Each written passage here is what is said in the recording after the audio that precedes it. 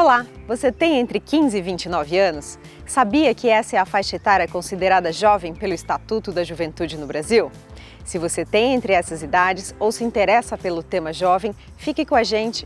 Este é um programa especial da TV Assembleia para você, em que discutimos as garantias de direitos dessa moçada. Começa agora a retrospectiva 2021 do Juventude em Pauta.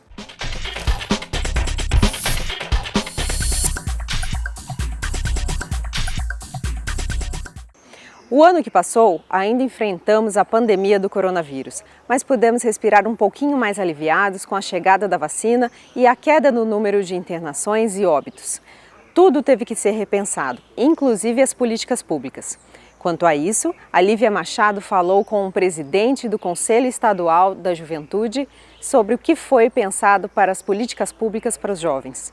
Confira. Interessante que são dois aspectos que eu acho que vão acabar ficando muito em evidência nesse ano de 2021, que primeiro é a revisão desse acesso universal às tecnologias, né, para que a gente viu a exemplo de muitas crianças que não tinham mesmo acesso ao conteúdo escolar, isso acontece com os jovens. E o segundo ponto, que eu acho que é mais sensível ainda na vida dos jovens, é a questão da capacitação para o mercado de trabalho, essa qualificação de mão de obra num ano que promete ser complicado aí no que diz respeito à empregabilidade. E, Diego, de que forma é importante essa atuação conjunta, né? O governo do Estado, as prefeituras, o Conselho, né? A Subsecretaria de Juventude, Secretaria de Educação, estarem todos envolvidos, né? Justamente para conseguir superar esses desafios, independente desses percalços agora tecnológicos, vocês já anunciando aí aquisição de computadores para conseguir oportunizar melhores dias para esse público-alvo. Essas parcerias que você citou entre a Subsecretaria Estadual de Juventude, o Conselho, as prefeituras e a sociedade civil, elas são muito importantes realmente para que a gente consiga atingir a juventude com bons resultados. A gente sabe que o Brasil, com toda essa questão da pandemia, enfrenta o agravamento de uma crise fiscal e econômica que já vinha de algum tempo. Mato Grosso do Sul, graças a Deus, tem enfrentado bem essa crise, o Estado se mantém de pé, mas não há recursos sobrando e a gente precisa ser muito criativo. Nós, enquanto Conselho, pelo nosso caráter de acompanhamento, monitoramento das políticas e também como órgão consultivo, nós temos focado muito em acompanhar e em propor soluções, caminhando ao lado da subsecretaria, e também agora com esse desafio de, com o início das novas gestões municipais, fomentar que as políticas de juventude também existam nesses municípios do Mato Grosso do Sul. Nós somos um estado que ainda temos poucos conselhos municipais de juventude, poucos órgãos gestores de juventude em nível dos municípios, e um grande desafio é justamente dar essa capilaridade para que as políticas públicas possam alcançar mais diretamente esses municípios. Isso só vai se fazer com cooperação, isso só vai se fazer com trabalho conjunto, buscando o Sistema S, como o Ian deu o exemplo da parceria que ele está construindo na Subjuve com o Senai, com o Senac, já tendo a Fundação Escola de Governo e trazendo para essa parceria a Assembleia Legislativa, os deputados estaduais, os prefeitos, para construir realmente, porque o grande desafio realmente é fazer com que as políticas públicas de juventude, tanto a discussão quanto a implementação dessas políticas, saiam daqui de Campo Grande ou dos maiores municípios e cheguem realmente aos municípios menores, às aldeias indígenas, às comunidades quilombolas, às comunidades rurais. Esse é o nosso grande desafio. E o Conselho, então, o Conselho tem se preparado para colaborar com essas discussões. Na penúltima reunião ordinária nossa do ano de 2020, nós aprovamos a criação de uma comissão para elaborar o projeto do Índice de Vulnerabilidade da Juventude, que vem justamente para fazer um retrato, tirar um raio-x da situação de vivência da juventude no estado de Mato Grosso do Sul, em uma série de fatores: acesso ao mercado de emprego, acesso a equipamentos culturais, educação, saúde, violência e uma série de outras variantes, para que a gente possa oferecer à subsecretaria, às outras secretarias do governo do estado e às prefeituras um raio-x da situação do jovem e ter as políticas públicas direcionadas para solucionar os gargalos que realmente existam, e poder, em cima disso, construir as parcerias mais eficazes e mais efetivas. Acho que nós do Conselho temos nos preocupado muito com essa questão. O Diogo falou sobre o desafio das políticas públicas serem capilarizadas. Escutamos muito sobre o acesso aos grandes centros, mas e o interior, como é que fica? Sobre isso, o Thiago Frison falou com representantes de 2 cidades do interior. Vamos ver o que eles falaram sobre as ações do poder público aos jovens? Mariana, quando a gente começa a pensar numa política voltada ao interior, tem um quezinho diferente quando a gente vai pensar em algo ao jovem? O que muda? Será que dá para apontar, fazer algum apontamento nesse sentido? Thiago, recebendo essa pergunta aí, eu acho que sim, existem fatores muito específicos da interiorização da política pública, e quando se fala em juventude, esses quesitos são, óbvio, compartilhados com outras demandas, mas tem algumas coisas que são específicas, sim. Mas eu acho que alguns elementos nas escolhas desses executivos em relação aos gestores podem ajudar. Por exemplo, eu estou gestora da Redcor e sou a gestora mais jovem de toda a administração atualmente. Talvez essa coisa de tentar pensar a particularidade da política pública a partir do grupo focal, ou seja, eu sou uma pessoa jovem que também tem a oportunidade de pensar política pública para a juventude a partir de uma realidade de juventude. Acho que isso é um elemento bastante importante em termos de interiorização. E outro processo que não é só sobre juventude, mas é sobre todos nós, é essa virada que nós estamos vivendo da tecnologia e da necessidade de acesso à tecnologia para, de fato, imprimir capacitações de trabalho, capacitação estudantil. Isso tudo está sendo um grande desafio, tenho certeza que principalmente nos municípios menores, porque é lógico, as capitais têm mais acesso democrático à internet. Agora eu gostaria de passar a bola para o Jander. Jander, é em Terenos, né? Até que vocês ainda estão próximos de Campo Grande, mas ainda assim eu acredito que existem alguns desafios por aí também ao pensar em políticas para a juventude, né? Tiago, a Mariana foi bem pontual no que ela falou em relação a distâncias, né, e alguns tópicos que a juventude carece de uma atenção mais prestativa, principalmente quando a gente fala de profissionalização e estudo. Nós vivemos, né, seria até ótimo dizer isso, mas nós vivemos hoje uma situação que a nossa geração não sonhou em passar. E isso tem se refletido muito, principalmente no quesito educação. Terenos realmente está muito próximo de Campo Grande, mas sofreu tanto quanto Campo Grande esses efeitos. Acho com certeza todos os países do mundo sentiram esse efeito dessa pandemia, né? Mas nós já carecíamos de uma estrutura para a juventude. Agora você coloca isso aumentado em relação a esses efeitos. Fica fácil da gente pensar, a gente já vê o problema, visualiza o problema. Hoje, a gente tem uma estrutura em Terenos que eu posso afirmar que ela é pequena, ela é ínfima em relação a toda a estrutura que o Estado oferece. Então, precisa alinhar essas políticas em que o Estado oferece, para o nosso município. Em se tratando de distância, a gente tem essa facilidade, diferente de Dourados, por exemplo. É difícil ouvir falar no jovem que queira morar no campo, muito pela falta de perspectiva da zona rural. No entanto, cursos aos jovens sul-mato-grossenses revelam que há um mercado promissor para os jovens que queiram encarar esse desafio. Com base no Estatuto da Juventude, a gente tem a geração de emprego e renda. E aqui na subsecretaria nós decidimos dividir o que é geração de emprego e o que é geração de renda, apesar de eles estarem sempre atrelados. E aí nós decidimos que a geração de renda pode ser pelo empreendedorismo. E o jovem, justamente aquele que está saindo da universidade, aquele que está saindo do ensino médio, ele tem os seus sonhos, e nós queremos garantir com que esse jovem consiga realizar os seus sonhos, e talvez um dos sonhos desse jovem seja ter o seu próprio negócio.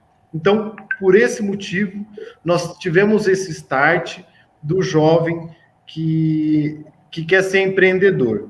E por que o jovem empreendedor rural? Porque o empreendedor rural, quem está na área rural, quem mora na área rural, em tese, tem mais dificuldade de ter acesso aos seus direitos. Ou seja, ele tem dificuldade de buscar outro emprego que não seja naquela área, né? Ele pode buscar outro emprego, mas ele vai ter que sair da zona rural, e a gente vem batendo muito na tecla sobre o êxodo rural, o jovem sair do campo. A gente quer que o jovem fique no campo, melhore a sua produção, entenda que o campo pode ser a grande fonte de renda desse jovem. E é por isso que veio esse start, também para atender as comunidades indígenas, as comunidades quilombolas, comunidades ribeirinhas, que é parte significativa da população em vulnerabilidade social.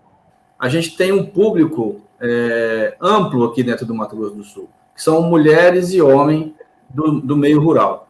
Seja ele pequeno produtor, médio produtor, grande produtor, ou profissionais que atuam no setor produtivo rural, né? Então, existe, sim, aqueles casos de produtores rurais que estão em fase de sucessão familiar, onde os filhos precisam conhecer melhor a sua atividade, precisam entender um pouco mais as técnicas e a gestão da atividade para que continue o legado que os seus familiares, seus pais iniciaram, né? Então, a gente tem um trabalho que desenvolve empreendedorismo, noções técnicas, seja agronômicas, seja zootécnicas ou veterinárias, e principalmente focado na gestão, para que esse jovem possa dar sequência, né, na atividade rural da sua família. E nós temos também um trabalho para aqueles pequenos e médios produtores que têm uma dificuldade maior de acessar conhecimento, acessar capacitação, acessar crédito, para poder fazer as transformações que o meio rural precisa. Então, a gente trabalha muito forte com as comunidades, os assentamentos rurais, comunidades que precisam desse apoio mais maciço do setor privado.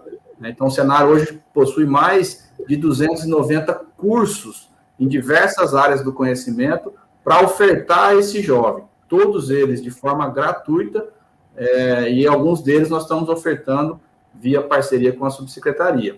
E também nós temos um público que é aquele do trabalhador rural, né, que hoje pode ser um trabalhador, mas tem oportunidade de empreender no campo também, e no futuro próximo se tornar aí o chefe de um empreendimento, o líder de um novo negócio dentro da atividade rural. Então, o Senar hoje oferece cursos para homens, mulheres, jovens. Hoje o público nosso, aproximadamente 40% dos nossos capacitados do ano são menos de 30 anos, né? Então, a gente, só para vocês terem uma ideia, no ano de 2019, ainda antes da pandemia, onde a gente podia fazer os cursos da maneira como era feito anteriormente, mais de 49 mil pessoas foram capacitadas no estado.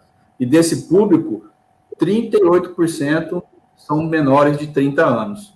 Então, tem uma gama muito grande de boas oportunidades. Bom, então, por esses 38% aí que você falou, a gente já vê uma procura bastante interessante dessas pessoas.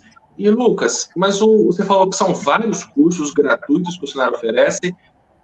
O conteúdo desses programas, ele já mostra, é muito fácil para quem participa perceber as potencialidades do campus, independente do tamanho da propriedade?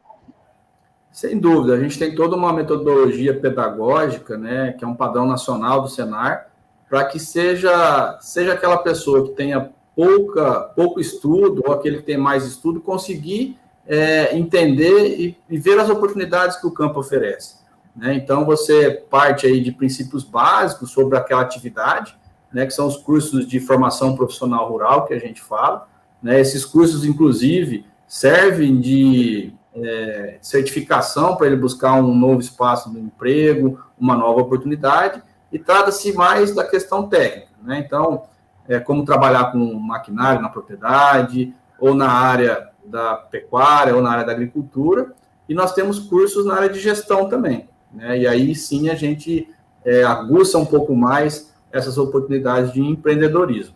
Nós temos relatos aqui muito interessantes nos cursos de promoção social, como, por exemplo, às vezes a esposa de um produtor rural ou de um trabalhador rural busca lá um curso, por exemplo, de panificação, né, e passa a ter ali um novo ofício, uma forma de gerar renda para sua família, né, e passou aí a montar um negócio paralelo até ao que o marido, o esposo, desenvolvia, né, assim como na área de confecção, na área de bordados, artesanatos, para valorizar a nossa cultura sul-mato-grossense. Então, existe sim, através do conhecimento, a oportunidade do empreendedorismo. Ian, vocês sentiam aí na secretaria uma demanda do jovem do campo também por esse tipo de qualificação?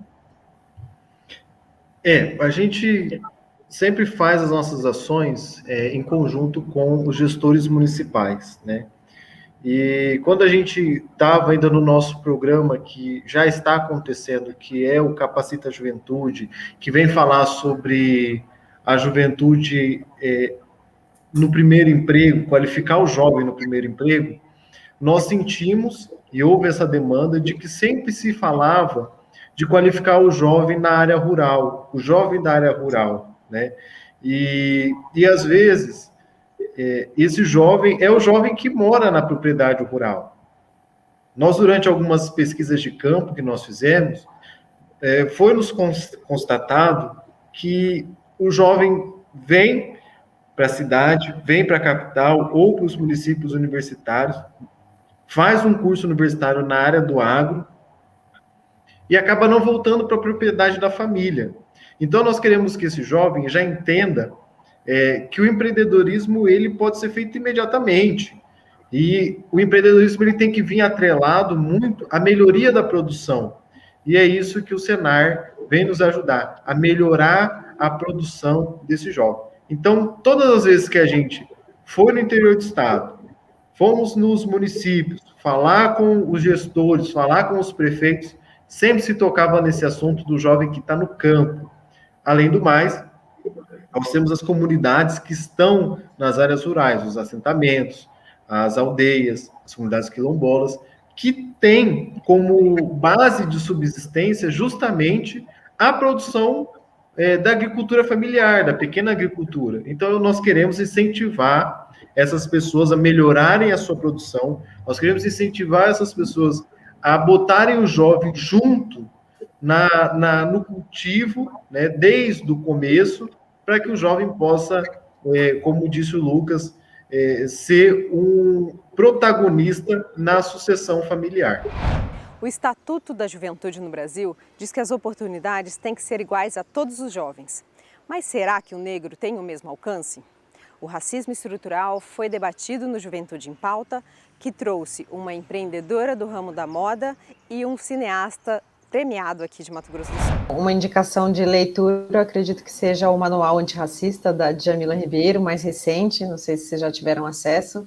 Ele é um livro bem interessante para a gente indicar aqui para quem nos assiste, e ele inclusive fala para reconhecermos os privilégios da branquitude, né? Uma forma de ação antirracista.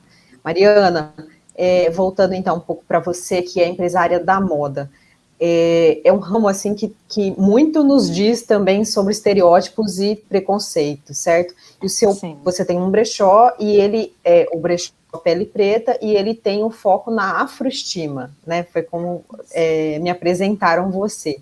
Fala um pouco então sobre esse conceito da afroestima e o que você pode pontuar assim para quem nos assiste. Quais são as formas de lutar pelo preconceito e se você considera que a moda é uma delas, por exemplo? Estava conversando hoje, falta muita referência no mundo da moda, e quando tem essas referências, a gente não se encaixa, porque são corpos que são montados para uma foto, são montados para estar numa passarela. Então, mesmo que a gente está com crescimento, né, nesse setor, ainda bem, mas é muito assim inacessível ainda. Então, para um negro estar no setor da moda é um trabalho, é muito mais difícil do que uma pessoa branca, né, que já nasce, tem um rostinho bonito e já está com acesso às passarelas, à moda, a fazer trabalhos com lojas. Então eu vejo, estou trabalhando com moda há uns 3 anos e a gente tenta incluir todas as pessoas de vários corpos, de várias alturas, mas que sejam pessoas pretas, porque falta muito incentivo nessa área para essas pessoas. Então eu percebo assim, grandes marcas, né? As pessoas podem ver aí que estão aderindo a trazer novos corpos, a trazer novas pessoas, mas ainda é um processo muito lento. É um processo lento que está demorando, porque a gente já passou aí por anos de escravidão. E agora as pessoas estão começando a falar sobre isso. Antes não tinha nem produtos para nossos cabelos. Hoje você já vê as marcas, né, estão concentrando nesse nicho. Então, falar de moda com pessoas pretas e incentivá-las a mostrar seus corpos do jeito que são, sabe? Que elas se sintam bem usando a roupa que cabe nelas e não elas se adaptando a caber numa roupa. Então tem que ter essa variação, né, de várias pessoas, vários corpos, vários tipos, somos tão diferentes um dos outros, então é muito necessário isso, né? Bom, o Liz Varela falou então de ocupar espaços que predominantemente não eram ocupados por pessoas negras, né? Eu acredito que você, como cineasta, tem feito isso, né? Ocupando espaços de predominantemente homens e brancos. Fala como que é atuar num campo desse, e também fala um pouco do seu filme, que ganhou o prêmio nacionalmente, e é um filme com protagonismo negro, né, nos papéis. Quando eu decidi trabalhar com cinema, quando eu vi que essa era a minha praia, a minha paixão, eu tive que ir para São Paulo para fazer cursos de cinema, e depois de quase 3 anos mergulhado em estudar o assunto, eu percebi que eu tinha conseguido suprir uma necessidade, que é ter acesso ao conhecimento, mas aí começava um segundo desafio, né, que é de fato conseguir realizar meus projetos enquanto roteirista, enquanto diretor de cinema, né? Conseguir construir a minha carreira. E eu senti, não só pelo fato de ser negro, mas também pelo fato de ser do interior, né? A gente aqui em Mato Grosso do Sul, a gente é visto como interior por parte de quem mora em São Paulo e no Rio de Janeiro, né? E eu vi que para eu conseguir construir a minha carreira, eu teria que também ser empreendedor dos meus próprios projetos, né? Foi justamente com esse conhecimento que eu consegui montar meu primeiro projeto de curta-metragem de ficção. Montei o projeto, mandei para os editais de incentivo à cultura, tanto aqui do estado de Mato Grosso do Sul quanto a nível nacional. E em 2017, depois de bastante espera, eu consegui ganhar um edital da prefeitura, que foi o que viabilizou a produção do curta As Invenções de Arquins, meu primeiro, no caso, média-metragem, né, de ficção, e aí pude contratar a equipe e tudo mais. Então eu vejo que passa pelo aprendizado da questão de saber a parte de negócios, saber a parte de financiamento para poder, enfim, abrir oportunidades para si próprio, para de fato estar lá, né? E o filme é uma obra infanto-juvenil que conta as aventuras de um garoto que tem o hábito de criar seus próprios brinquedos. E aí, num determinado momento, ele sente dificuldade de construir um brinquedo mais complexo, e essa dificuldade acaba revelando, na verdade, que o menino sente a ausência do pai, né, na sua vida cotidiana, e justamente essa ausência acaba atrapalhando o desenvolvimento do garoto, inclusive nas suas brincadeiras, né? Então é um filme que fala muito, é um filme que ele é lúdico, ele fala sobre brincadeira, mas ele toca em questões familiares, e essa questão de crianças que crescem sem o pai, que são criadas somente pela mãe, é uma realidade muito presente dentro da comunidade negra, né? Nós temos muitas mães solteiras dentro da comunidade negra. e é um assunto que é sempre debatido, existem vários autores, inclusive, já falaram sobre isso, inclusive a Djamila Ribeiro, que você, Fernanda, citou. Então, o filme não fala especificamente sobre questões raciais, a temática ela é mais universal, mas o contexto ali, mãe solteira, criando um filho sozinha, tem tudo a ver com a realidade de muitas famílias negras no Brasil. O Juventude em Pauta ainda falou sobre inclusão social, falamos sobre ações com mais diversidade ao público LGBTQIA+, falamos sobre o primeiro emprego, enfim, foram vários assuntos ao longo de 2021, em que você pode acessar na íntegra no YouTube oficial da Casa de Leis ou ainda pelo www.al.ms.gov.br, clicando no link da TV Assembleia. Acompanhe a gente também pelas redes sociais, no YouTube, no Facebook, no Instagram e Twitter. Até a próxima!